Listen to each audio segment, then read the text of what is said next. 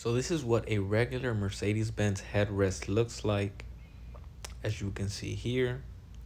But not a lot of people know that these vehicles have a safety feature that if you are to be in an accident and a airbag is deployed, it deploys itself to go ahead and protect your head and your brain, as you can see here.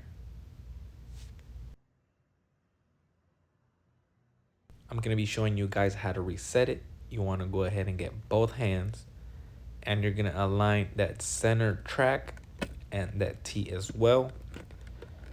You want to use both hands to push in that tension. It might be a little bit difficult because it is fighting against you. Feel that tension, start reeling it in, push it down, and hear that clamp. It should be nice and flush, and it should be good. Go ahead and make sure it is aligned, and you are good to go.